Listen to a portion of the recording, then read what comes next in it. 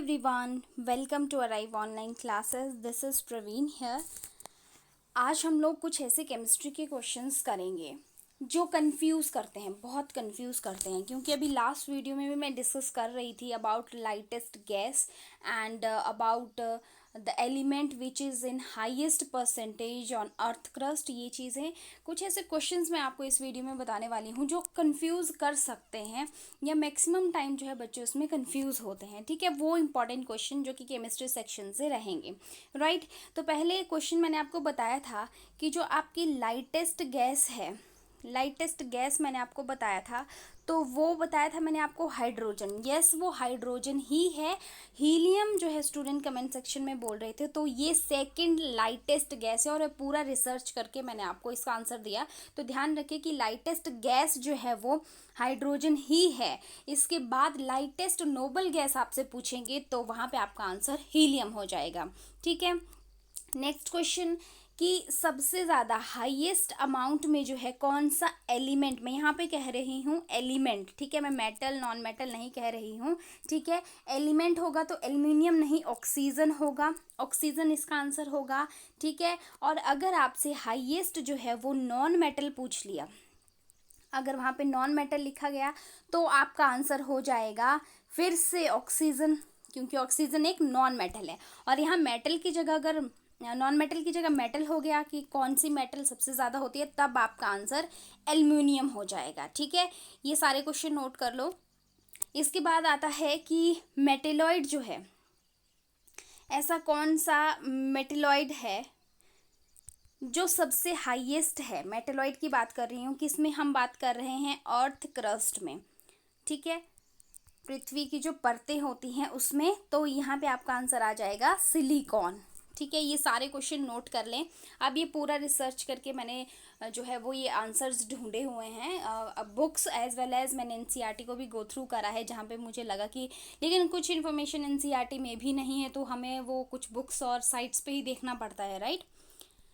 Next देखिए, अब मैं आपको इसका थोड़ा सा सीक्वेंस बता देती हूँ विच इज़ इम्पॉर्टेंट। ऑक्सीजन सबसे ज़्यादा होती है अर्थ क्रस्ट में, उसके बाद मेटलॉइड आ जाता है सिलिकॉन, उसके बाद थर्ड नंबर पे एल्युमिनियम आता है, नोट कर लीजिए।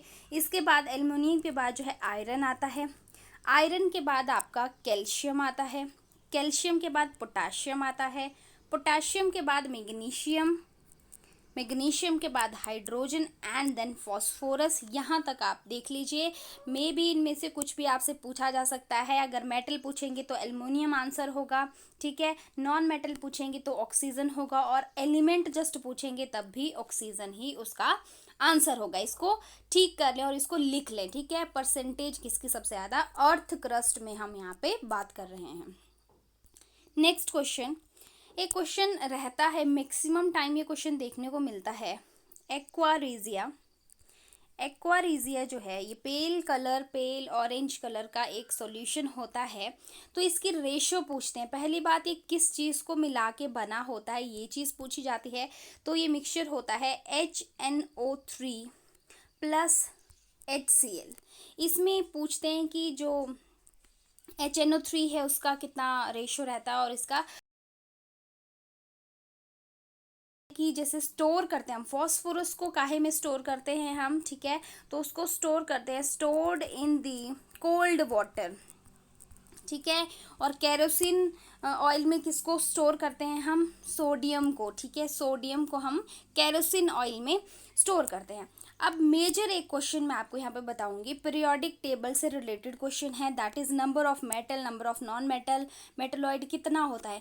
तो जैसे कि एनसीईआरटी बोलती है कि टोटल नंबर जो है वो 118 है। ठीक है, इसमें से एनसीईआरटी मैंने पूरा छान लिया, मुझे एग्जैक्ट कोई भी नहीं मिला, सिर्फ एक चीज़ मिली वहाँ पे कि वहाँ पे देख के रखा था कि जो आपके मेटल्स का नंबर नेचुरली अकरिंग जो, ठीक है, मैं कह रही हूँ नेचर में कितने एलिमेंट हैं वो दे के रखा था एनसीईआरटी में 94। ना सेपरेटली इन्होंने मेटल का नंबर दिया था ना नॉन मेटल का। ठीक है, लेकिन आपको मैंने बहुत अलग अलग जगह से रिसर्च किया, तो मुझे जो सही लग रहा है मैं वो आपको बताने वाली हूँ। मेटल्स का नंबर 92, नॉन मेटल्स का नंबर 20 प्लस इसमें जो है मेटेलॉइड। वैसे यहाँ पे कई जगह 22 भी दे के रखा हुआ है। ये क्वेश्चन जब HP टेट में आया था तो HP टेट में जो है वो उसको 22 माना था answer. I am still confuse कि 22 आंसर में होगा, तो मेटेलॉइड इन्होंने 6 बोला, तो अगर 22 यहाँ पे होगा तो नंबर तो इंक्रीज हो जाएगा, तो कितना हो जाएगा, तो इनका टोटल नंबर 120 हो रहा है, 120 हो रहा है। 120 तो टोटल एलिमेंट है नहीं, हमें 118 करने हैं, ठीक है। तो अगर मेटल्स जो है 92, नॉन मेटल्स जो हैं वो 20 और मेटलॉइड्स जो है हम मानते हैं अगर 6, तो आपके पास 118 जो है वो टोटल आ जाता है नंबर, ठीक है, टोटल नंबर आ जाता है। और ये जो इन्फॉर्मेशन है ये मैंने ली है आपकी जर्नल केमिस्ट्री से, जो कि लूसेंट की बुक से ली है, ठीक है। ओके, नेक्स्ट हम कुछ और क्वेश्चंस कर लेते हैं केमिस्ट्री प्रीवियस ईयर, ठीक है।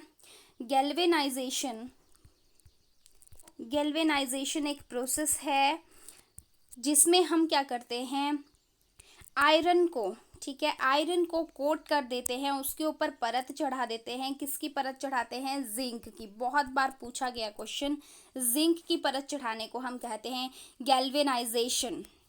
नेक्स्ट क्वेश्चन, ग्रुप 1 है उसके मेटल्स को, उसके जो आपके मेंबर्स हैं ग्रुप 1 के पीरियोडिक टेबल में, उनको हम एल्कली मेटल कहते हैं, एल्कली मेटल्स उनको कहते हैं। नेक्स्ट क्वेश्चन, जो इवेपोरेशन का प्रोसेस होता है, इवेपोरेशन होती है जब, तो ये क्या करती है, ऑप्शन में था ये क्वेश्चन मैं देख रही थी तो इसमें इवेपोरेशन कॉज इस तरीके से था और ऑप्शन इसका करेक्ट था कूलिंग। जब इवेपोरेशन होती है तो वो कूलिंग को कॉज करती है, ये आपने ध्यान रखना है, ठीक है। डिस्कवरी की बात करें तो इलेक्ट्रॉन को किसने डिस्कवर किया था, जे थॉमसन ने, ठीक है, जे थॉमसन ने इलेक्ट्रॉन को डिस्कवर किया था, ठीक है। नेक्स्ट क्वेश्चन देखते हैं, देखो द स्मॉलेस्ट की बात कर रही हूँ मैं, स्मॉलेस्ट पार्टिकल ऑफ एलिमेंट का स्मॉलेस्ट पार्टिकल जो होता है उसे क्या कहते हैं, ठीक है, जिससे स्मॉलेस्ट यूनिट ऑफ एलिमेंट भी बोल सकते हो, उसको हम एटम कहते हैं। मतलब एटम को मिला के क्या बनेगा, एलिमेंट बनेगा, ठीक है। नेक्स्ट क्वेश्चन, कुछ आइसोटोप्स आपको याद रखने हैं जहाँ से जो है वो बार बार क्वेश्चन पूछते हैं। आइसोटोप्स इंपॉर्टेंट है ये बहुत ज़्यादा, जैसे कोबाल्ट 60 है, ठीक है, कोबाल्ट 60 का यूज़ कहाँ किया जाता है, ठीक है, cobalt 60 is used for the treatment of cancer, ठीक है, किसके लिए यूज़ होता है, ट्रीटमेंट ऑफ कैंसर के लिए यूज़ होता है। नेक्स्ट आपको याद रखना है कौन सा, आयोडीन, आयोडीन का कौन सा, 131 जो आइसोटोप है, इसका इस्तेमाल कहाँ पे किया जाता है स्टूडेंट्स, तो आपकी जो गोइटर डिजीज़ होती है, ठीक है, जिसको गठिया कहते हैं हिंदी में, जो गले के पास जो है हमारी जो थायराइड ग्लैंड होती है उसका साइज जो है इंक्रीज हो जाता है, जिसकी वजह से यहाँ पे एक गले के पास एकदम मटका जैसा बन जाता है, उसको हम गोइटर कहते हैं। इस डिजीज़ को ट्रीट करने के लिए आयोडीन 131 आइसोटोप का यूज़ किया जाता है। जब हमारी डाइट में आयोडीन की कमी हो जाती है तब ये डिजीज़ होती है और इसीलिए बोलते हैं आयोडीन युक्त नमक जो है वो खाइए, ठीक है। नेक्स्ट क्वेश्चन आपका है सोडियम 24 आइसोटोप, इसका इस्तेमाल कहाँ किया जाता है, तो इसको यूज़ किया जाता है to study the blood circulation, blood circulation के प्रोसेस को स्टडी करने के लिए हम इसका यूज़ करते हैं। नेक्स्ट आइसोटोप यूरेनियम 235, यूरेनियम 235 का यूज़ कहाँ होता है, ये एज अ फ्यूल यूज़ होता है कहाँ पे, इन दी न्यूक्लियर रिएक्टर्स, ठीक है, न्यूक्लियर रिएक्टर्स में इसका यूज़ किया जाता है, ठीक है।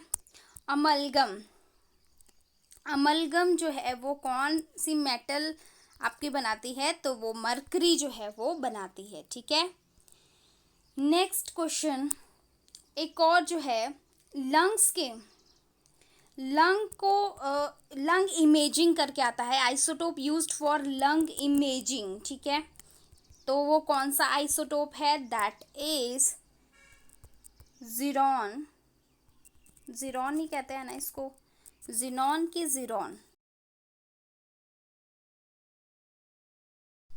नेक्स्ट क्वेश्चन, ब्लू विट्रॉल, ये प्रीवियस ईयर क्वेश्चन भी रहा है। ब्लू विट्रॉल किसको कहते हैं? तो COSO4 को, ठीक है, क्रिस्टलाइन CuSO4, ठीक है, इसको कहते हैं हम ब्लू विट्रॉल। नेक्स्ट क्वेश्चन देखते हैं।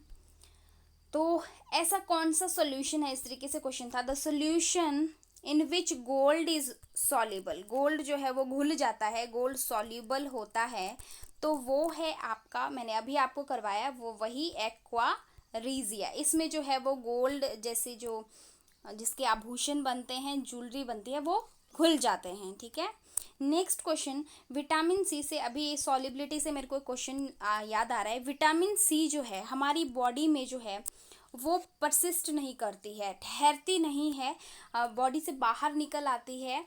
क्यों, ऐसा क्यों होता है? और डेली लेनी पड़ती है, इसीलिए कहते हैं कि आप विटामिन सी को एटलीस्ट डेली लो, ठीक है, क्योंकि बॉडी में ठहरती नहीं है। क्यों? क्योंकि सी जो है, विटामिन सी जो है वो सॉल्युबल होती है वाटर में, ठीक है, वाटर में सॉल्युबल होती है, इसलिए यूरिन के साथ जब वाटर जो है, एक्सेस वाटर हमारी बॉडी से बाहर निकलता है थ्रू यूरिनेशन, तो उस टाइम पे ये सी भी जो है वाटर के साथ हमारी बॉडी से बाहर आ जाती है, ठीक है। नेक्स्ट क्वेश्चन, एक आपको आयरन का जो है वो आपसे और पूछा जाता है, आयरन ओर्स पूछे जाते हैं, कौन कौन सा है, ठीक है। तो आपके आयरन ओर हो जाएंगे चीफ, अगर वैसे बहुत सारे इसके और होते हैं, चीफ और भी पूछते हैं कई बार, तो मैं आपको बता दूं, जो इसका हेमाटाइट, लिख देती हूँ मैं यहाँ पे, हेमाटाइट, ये इसका चीफ ओर होता है, मतलब मेन ओर होता है, ठीक है। और इसके और नाम लिख लो, और इसके मैग्नीटाइट, ये भी आयरन का ही एक ओर है। और लिमोनाइट, लिमोनाइट जो है ये भी किसका ओर है? आयरन का ही ओर है, ठीक है, आयरन ओर है ये तीनों, ठीक है। इसमें से चीफ ओर पूछा जाता है तो आंसर हो जाएगा ये वाला हेमेटाइट, ठीक है। एक और मेरे ध्यान आ रहा है अभी, बॉक्साइट, बॉक्साइट किसका ओर है? एल्युमिनियम का, ये भी पूछा जाता है, ठीक है। नेक्स्ट, चलो मैंने आपको ये कंसेप्ट करवाया हुआ है, तो बताइए कि जो मेलानिन है या मेलामाइन जो है, मेलानिन नहीं, मेलानिन आपका बॉडी पिगमेंट देता है, ठीक है, मैंने एक वर्ड अभी बोला दैट इज मेलानिन, वो पिगमेंट देता है किसी चीज़ को, जैसे कलर देता है, बॉडी पार्ट्स को कलर देता है, ठीक है। तो यहाँ पे बात कर रही हूँ मैं मेलामाइन की। तो ये क्या है? आपका एक तरह का प्लास्टिक है। बताओ ये कौन सा प्लास्टिक है? सोचो, रिसेंटली किया है, थर्मोसेटिंग प्लास्टिक है या थर्मोप्लास्टिक है? तो ये क्या है आपका थर्मो, मैंने आपको बताया था ट्रिक भी कि कैसे याद रखोगे थर्मोसेटिक और थर्मोप्लास्टिक को, ये थर्मोसेटिक प्लास्टिक है, ठीक है। नेक्स्ट क्वेश्चन देखते हैं। अच्छा, मैंने आपको बताया था DDT की फुल फॉर्म क्या होती है, जो कि ये एक तो ये नॉन बायोडिग्रेडेबल है, नॉन बायोडिग्रेडेबल, जो गल सड़ नहीं सकती हैं चीज़ें, उनको हम नॉन बायोडिग्रेडेबल चीज़ें बोलते हैं। इसकी full form that is diphenyl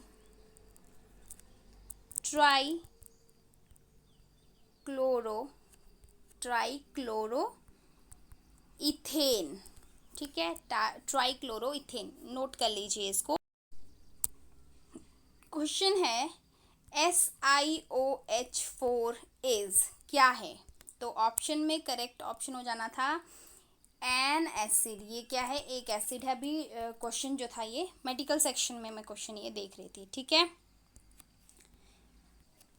और से एक और क्वेश्चन है, और से ही एक और क्वेश्चन है जो पूछा गया था मेडिकल सेक्शन में, कॉर्निलाइट, ये किसका और है? ठीक है, ये प्रीवियस ईयर क्वेश्चन है, दैट इज मैग्नीशियम। ये मैग्नीशियम का जो है वो और है। मैग्नीशियम मेटल जो है, एक और क्वेश्चन मैग्नीशियम से, मैग्नीशियम मेटल कोर मेटल होता है किस मॉलिक्यूल का? तो लिख लें, क्लोरोफिल मॉलिक्यूल का कोर मेटल मैग्नीशियम होता है, ठीक है। नेक्स्ट क्वेश्चन, कौन सा कंपाउंड है, मैं कंपाउंड की बात कर रही हूँ, जो हमारे नेचर में सबसे ज़्यादा होता है, हाईएस्ट होता है? तो इसका आंसर था सेल्यूलोज, ठीक है, रिसेंट क्वेश्चन था ये भी एचपी टेट में, ठीक है। सेल्यूलोज इसका आंसर हो जाएगा, सबसे ज़्यादा मात्रा में पाया जाता है। जो मैंने आपको रिसेंट क्वेश्चन करवाए हैं वाटर के हार्डनेस के, ठीक है, हार्ड वाटर के क्वेश्चन करवाए हैं कि परमानेंट हार्डनेस किसकी वजह से आ जाती है, उसको देखो। मैंने कहा था कि परमानेंट हार्डनेस को रिमूव करना जो है इजी नहीं होता है, लेकिन एक मेथड है जिससे रिमूव किया जाता है, ठीक है। तो वो कौन सा मेथड है, ये टेट मेडिकल में क्वेश्चन आ रखा था, जियोलाइट मेथड। इसको आप नाम नोट कर लें इसका, जहाँ पे आपने वो हार्डनेस वाले क्वेश्चन लिखे हैं मैं चाहती हूँ वहीं आप लिखेंगे तो ज़्यादा बेटर आपको समझ आएगा। जियोलाइट मेथड जो है वो परमानेंट हार्डनेस को रिमूव करने के लिए यूज़ होता है, ठीक है। अब ये क्वेश्चन मैंने आपको करवाया था, वनस्पति घी वाला क्वेश्चन करवाया था कल की, वनस्पति घी, जब मैंने आपको हाइड्रोजन चैप्टर करवाया तो वनस्पति क्या क्वेश्चन आ रखा है, देखो, which among the following gas is use to manufacture the vanaspati ghee. तो मैंने आपको कल ही बताया है कि हाइड्रोजन जो है वो यूज किया जा रहा है, ठीक है।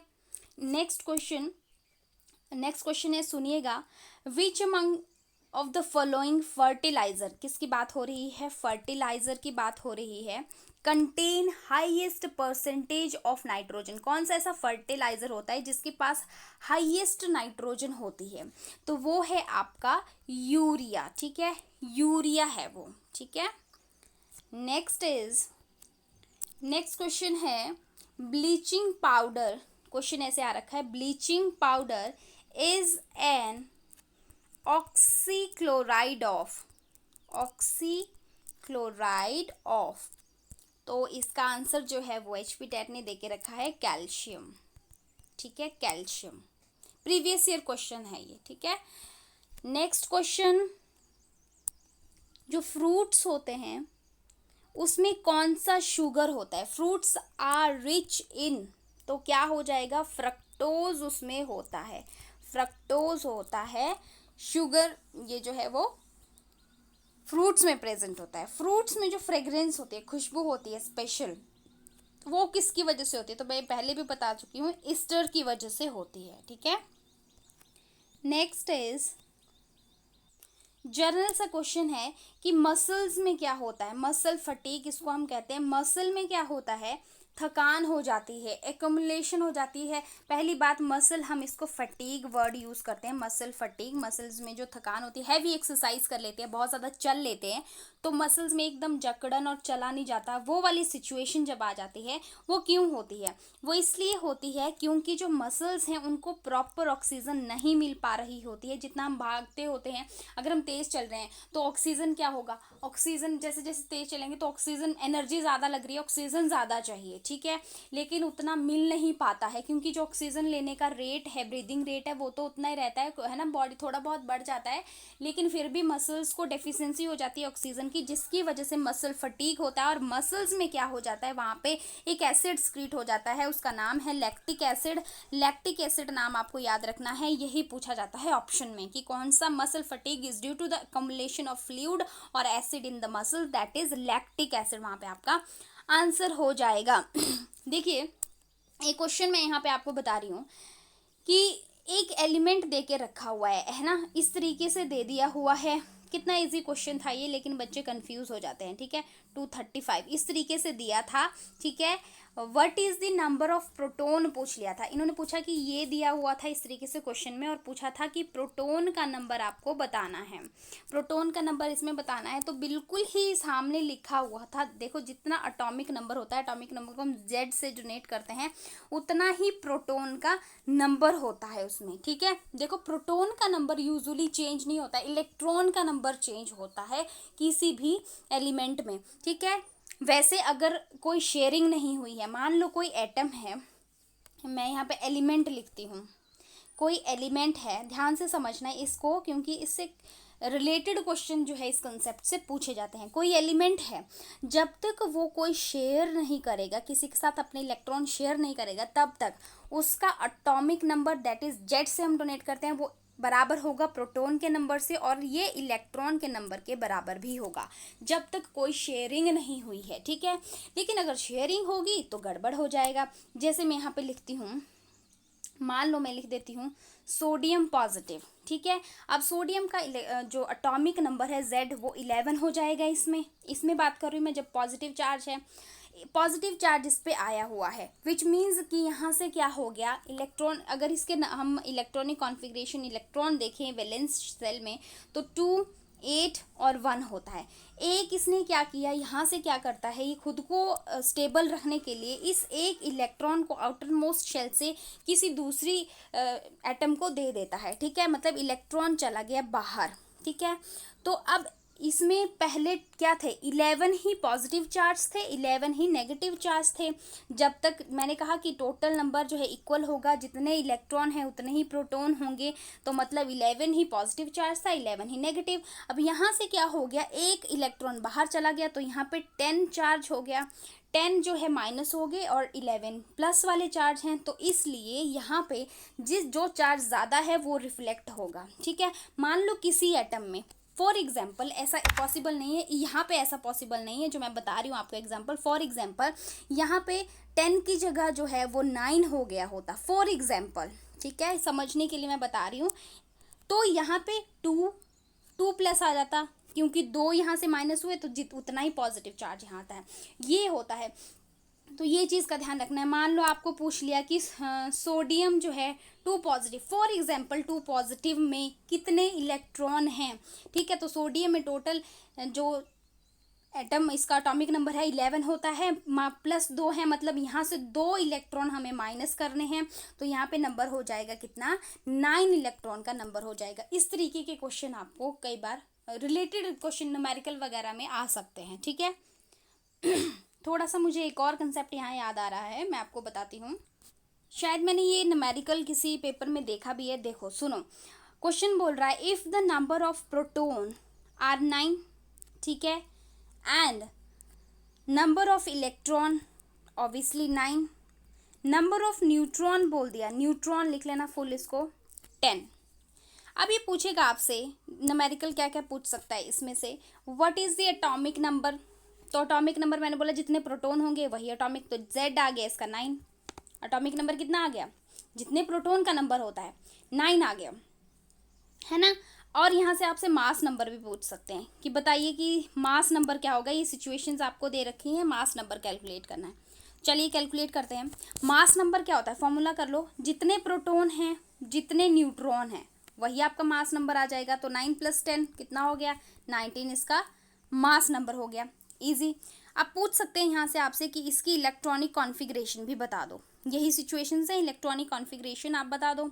ठीक है, डिस्ट्रीब्यूशन ऑफ इलेक्ट्रॉन बता दो आप। तो पूछ लिया आपसे, तो क्या आ जाएगा, 2, 8, ठीक है, 8 नहीं आएगा, 7 आएगा। ठीक है, क्योंकि टोटल कितना है, 9 है, तो ये आ गया।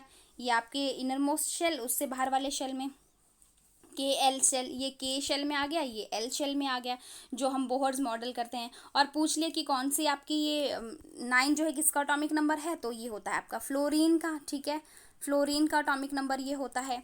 और अगर वैलेंसी पूछ ली तो वैलेंसी क्या होगी, 2, 7 है इसके पास।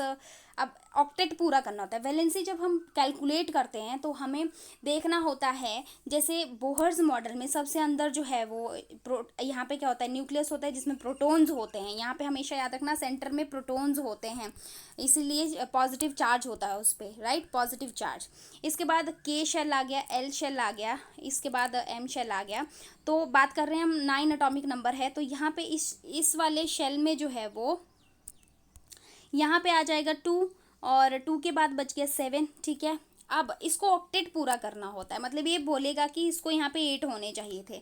ठीक है, 2, 7, यहाँ पे 8 होने चाहिए, तो ये डिमांड करेगा कि इसको क्या 1 जो है, एक जो है मिल जाए, ताकि ये मिलके 8 हो जाए, ऑक्टेट पूरा कर लें। तो इसकी वैलेंसी क्या आ जाएगी, 1। ठीक है, वैलेंसी क्या आ जाएगी इसकी, 1 आ जाएगी। ओके, नेक्स्ट और से एक और क्वेश्चन प्रीवियस ईयर जो है मुझे मिला, मैं आपको बता देती हूँ। That is malachite is the ore of copper. सारे ओर ना एक जगह लिख लो, सारे ओर एक जगह, जो भी मैंने करवाई है सारे प्रीवियस ईयर है, विच इज़ इम्पॉर्टेंट। ठीक है, ये क्वेश्चन लिख लो, मेलाकाइट किसका ओर है, कॉपर का ओर है।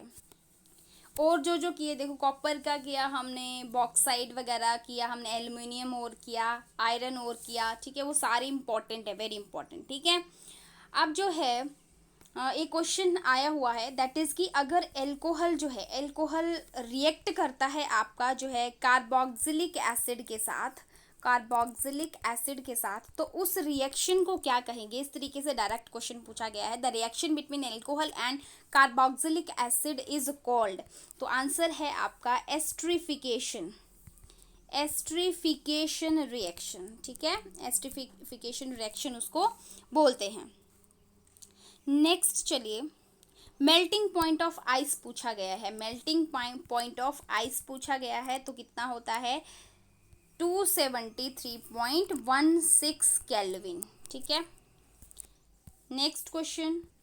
कुछ डायरेक्ट क्वेश्चंस होते हैं जो कि आपको एकदम लर्न ही करने पड़ते हैं, उनका जो फंडा होता है उनके पीछे, वो ज़्यादा डिटेल में अगर आप जाओगे उसमें तो टाइम लगेगा, उसको आपको एग्जैक्ट लर्न करना पड़ेगा। जैसे मैं आपको क्वेश्चन बताऊं कि क्वेश्चन पूछा गया है, an aqueous solution of borax, aqueous solution of borax is, ऐसे क्वेश्चन है ऐसे क्वेश्चन है, तो ऑप्शंस में है नेचुरल है, एम्फोटेरिक है, बेसिक है या एसिडिक है, तो इसका आंसर बेसिक है। तो इस तरीके के क्वेश्चन आपको क्या लर्न ही करने पड़ेंगे, ये बेसिक है। ठीक है, एक्वस सॉल्यूशन ऑफ बोरेक्स क्या होता है? बेसिक सॉल्यूशन होता है। ठीक है, अब देखो एक क्वेश्चन आया है, वैसे ये मैंने पहले नहीं सुन रखा था, लेकिन ये प्रीवियस ईयर में आया हुआ है, तो ये है आपका इप्सम सॉल्ट, है ना। इप्सम सॉल्ट का क्या फॉर्मूला होता है? नॉर्मल सॉल्ट हम जो खाते हैं दैट इज सोडियम क्लोराइड, ठीक है, NaCl2, ठीक है, ये हम खाते हैं। लेकिन ये जो सॉल्ट है ये भी हम खाते हैं, है ना। एप्सम सॉल्ट जिसको हम सेंधा नमक कहते हैं, ठीक है, सेंधा नमक जो होता है इसका फॉर्मूला जो है वो क्या होता है? तो आंसर की में इसका जो ऑप्शन था उसमें था MgSO4.7H2O, लेकिन मैंने इसको गूगल भी किया तो ऑप्शन में करेक्ट यही था और ऑप्शन इसमें करेक्ट नहीं हो सकती थी। तो कई जगह इसका फॉर्मूला जो था वो इस तरीके से देके रखा था, MgSO4 पॉइंट जो वाटर है वो 1 to 7 वाटर, इस तरीके से। ठीक है, तो ध्यान रखें आप इस चीज़ का। लेकिन HP टेट ने आंसर की में और ऑप्शंस में भी 7H2 ही था, H2O था, और थी उसके ऑप्शन में कुछ, कईयों में 2 था, कईयों में था ही नहीं, कईयों में 1 था, तो इसका ऑप्शन ये हो जाएगा। ठीक है, नेक्स्ट क्वेश्चन देखो, अब ये क्वेश्चन ध्यान से सुनना, प्रीवियस ईयर क्वेश्चन है। पूछा गया है कि जो रेट है केमिकल रिएक्शन का, ठीक है, रेट ऑफ केमिकल रिएक्शन को क्या कर दिया? 2 टाइम्स कर दिया, डबल कर दिया। ठीक है, ठीक है, डबल कर रहे हैं उसको फॉर एवरी 10 डिग्री सेल्सियस। जैसे जैसे तापमान बढ़ रहा है, टेम्परेचर बढ़ रहा है, 10 डिग्री के बाद उसका रेट ऑफ रिएक्शन डबल हो रहा है। ठीक है, तो पूछा कि देन जब तक 60 डिग्री सेल्सियस होगा तो रेट ऑफ रिएक्शन कितना बढ़ जाएगा? ठीक है, तो ये न्यूमेरिकल था, ठीक है, ये न्यूमेरिकल था, मैं डायरेक्ट आपको आंसर बता रही हूँ इसका 64 टाइम्स। ठीक है, यहाँ पे मैं कैलकुलेट इसको नहीं कर पाऊंगी, तो मैं डायरेक्ट आंसर इसका आपको बता रही हूँ 64 टाइम्स। ठीक है, ओके, यहाँ पे एक यूनिट पूछ रखा है आपसे, विस्कोसिटी की यूनिट पूछी हुई है, तो पॉइज इसकी यूनिट है। नेक्स्ट क्वेश्चन है टर्म कैटलिस्ट, कैटलिस्ट की जो टर्म है, ये केमिस्ट्री सेक्शन में ही क्वेश्चन है। कैटलिस्ट किसने टर्म दी है? देखो जो आपका चैप्टर है एनवायरमेंटल केमिस्ट्री, आई थिंक उसमें ये कैटलिस्ट वगैरह हैं, तो वहाँ से शायद ये क्वेश्चन है, तो इसका आंसर हो जाएगा ब्रेंजीलियम। ब्रेंजीलियम टर्म किसने दी है कैटलिस्ट की? ब्रेंजीलियम। अब देखो मैंने आपको कहा था, जब मैंने पीरियोडिक टेबल आपको करवाया था, कि आपको जो ब्लॉक्स हैं, जो आपको सीरीज है उसकी, वो लर्न करनी पड़ेगी। ठीक है, लर्न करनी पड़ेगी। क्वेश्चन कैसे आ रखा है देखो, क्यों लर्न करनी पड़ेगी, मैं आपको क्वेश्चन अभी बता रही हूँ। क्वेश्चन है which one of the following is not an element of, किसका पूछा? Element of second transition series. अब पहले बच्चों ये पता होना चाहिए कि ट्रांजिशन सीरीज है क्या, कौन सा नहीं है, तो इसलिए मैंने आपको कहा था कि ये चीज़ें पढ़ो। ट्रांजिशनल एलिमेंट्स किसको बोलते हैं, है ना। फिर आपके एस ब्लॉक के एलिमेंट कौन कौन से होते हैं, एल्कली अर्थ मेटल उसमें आते हैं। फोर हेलोजन चैलोजन्स किसको बोलते हैं, नाइट्रोजन ऑक्सीजन फैमिली कौन सी है, इनर्ट गैसेस कौन सी हैं, वो आपको लर्न करने पड़ेंगे। इस तरीके का क्वेश्चन जो है वो कई बार एग्जाम में आपको आ जाता है, फिर उसमें आप फंस जाते हो। वो करना फिर थोड़ा सा डिफिकल्ट अगर आपको पता ही नहीं होगा, ठीक है। तो देखो मैं थोड़ा सा आपको यहाँ पे बताऊँ, ट्रांजिशनल एलिमेंट्स किसको बोलते हैं हम। पहली बात वो कि डी ब्लॉक को बोलते हैं, ठीक है। डी ब्लॉक कहाँ जैसे होता है आपको पता ही होगा, अब तो आप प्रिपरेशन तब से कर रहे हैं। तो डी ब्लॉक रहा आपका यहाँ पे, ये वाला, ये है आपका डी ब्लॉक, ठीक है। यहाँ पे होता है। अब यहाँ से क्वेश्चन कैसे आ रखा था आपको, ये कि पूछा हुआ था। अब क्वेश्चन तो आपने नोट कर लिया होगा, है ना, तो मैं उसका आपको बताती हूँ आंसर कैसे आया। ये है आपका डी ब्लॉक। पूछ रखा था कि which element is not belongs to second transitional series. तो यहाँ पे ये 4 सीरीज होती हैं, ऐसे ऐसे को करके 1 2 3 4, है ना। तो ऑप्शंस में है सिल्वर लिख लो, मॉलिबीडियम, प्लैटिनम एंड जिरकोनियम। तो ये जो जिरकोनियम है ये यहाँ जैसे सेकंड में आ जाता है, फिर मॉलिबीडियम भी इसमें आ जाता है, और आपका सिल्वर भी इसमें आ जाता है। लेकिन ये जो प्लैटिनम है, ठीक है, प्लैटिनम पीटी इसका साइन है, ये थर्ड में आता है। तो आंसर आपका ये हो जाएगा। लेकिन आपको पता होगा कि कौन सा एलिमेंट कहाँ पे है, तब आप ऐसे क्वेश्चन का आंसर कर पाओगे। और ये क्वेश्चन आपका मेडिकल सेक्शन में आया हुआ है। थोड़े से ऐसे टफ क्वेश्चन जो है मेडिकल सेक्शन में ही मिलते हैं, जैसे मैंने देखा, ठीक है। तो ये देख लें आप, इस तरीके के क्वेश्चन देख लें पीरियोडिक टेबल से, ठीक है। जितना आप हो सकते हैं, देखो जब मैंने पेपर दिया था तो मुझे जो है एस ब्लॉक भी पूरा लर्न हो गया था, ये पूरा लर्न हो गया था, इसकी ट्रिक्स से देखी थी मैंने। और मेरे को ये पूरा ये जो आपका ये वाला ब्लॉक है दैट इज़ पी ब्लॉक, ये भी लर्न हो गया था। बस ये वाला सेंटर वाला ही नहीं लर्न होता था। तो एटलीस्ट आप इसके जो मेन मेन एलिमेंट्स हैं उनको लर्न कर ले। जैसे ये पूरी आपकी सीरीज़ होगी, कॉपर, सिल्वर, गोल्ड, 3 इसमें, ठीक है। 3 मेन करने होते हैं। जिंक, कैडमियम, मरकरी सबसे लास्ट वाला होता है। थोड़ा सा आप ध्यान में रखेंगे, यहाँ पे जो लास्ट वाली होती है यहाँ पे जिंक आता है, फिर कैडमियम आता है, फिर मरकरी आता है। ये तो मेन एलिमेंट है, ये तो रखना ही है। फिर यहाँ पे दूसरा, यहाँ पे सेकंड लास्ट आ जाता है कॉपर, सिल्वर, थोड़ा सा मेरे को भी थोड़ा सा याद हो गया है, गोल्ड। ये मेन चीज़ें याद रख ले, जो मेन यहाँ से जो है डी ब्लॉक से मेन एलिमेंट है वो याद रखे। टंगस्टन हो गया आपका, क्रोमियम हो गया। कई बार इनमें से बीच में से कोई उठा के दे दिया आपको, मान लो आपको सिल्वर दे दिया, बोला कि इसमें जो है आप वैलेंसी निकालो या कुछ निकालो, तो आपको इसका एटॉमिक नंबर पता होगा 47, तब निकालोगे ना। अगर नहीं पता होगा तो कैसे निकालोगे, ठीक है। इस तरीके के क्वेश्चन आपको ध्यान में रखने हैं और करने हैं, ठीक है। So this is all about for today. Next video में हम और प्रीवियस ईयर क्वेश्चन और कुछ इंपॉर्टेंट एमसीक्यूज़ करेंगे जो कि आपके लिए इंपॉर्टेंट होंगे, जो आपको हेल्प करेंगे आपका एग्जाम क्रैक करने में। मैं हर वीडियो में आपको गुड लक कह रही हूँ, अभी भी कहूँगी good luck for TET. Okay, thank you so much for watching, have a nice day. आप हमारे चैनल को सब्सक्राइब कर सकते हैं और देख सकते हैं बहुत सारी डिफरेंट प्लेलिस्ट में डिफरेंट वीडियोस।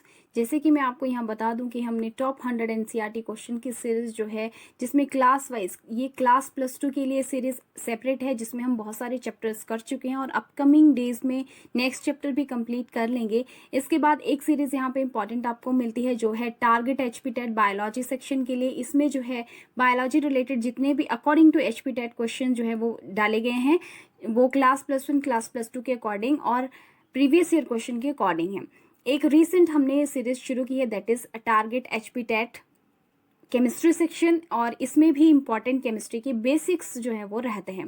एक प्लेलिस्ट आपको मिल जाएगी जिसमें बायोमॉलिक्यूल हमने जो है वो कंप्लीट किया है, बायोमॉलिक्यूल के बेसिक प्लस इसमें सारे नोट्स भी आपको मिल जाएंगे।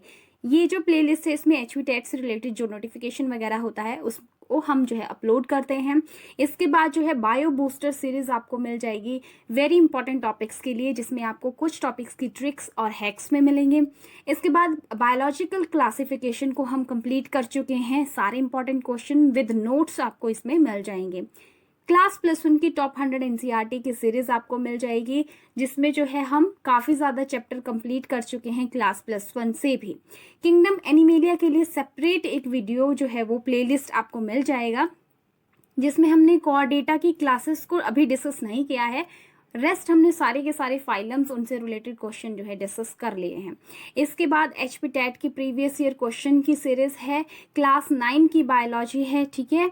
और इसके बाद आप देख सकते हैं कि इसमें आपको जो है, इसके बाद आप देख सकते हैं क्लास +2 की रिप्रोडक्शन इन ऑर्गेनिज्म की जो है वीडियोस आपको मिल जाएंगी, 10th क्लास के CBSE NCERT की जो है वीडियोस आपको मिल जाएंगी, और ह्यूमन फिजियोलॉजी सेक्शन जो है वो क्लास +1 का डिटेल्स इसमें आपको मिल जाएंगी, जो कि बहुत इंपॉर्टेंट रहता है। So these are very very important playlist for you. You can go through the channel and watch the different videos.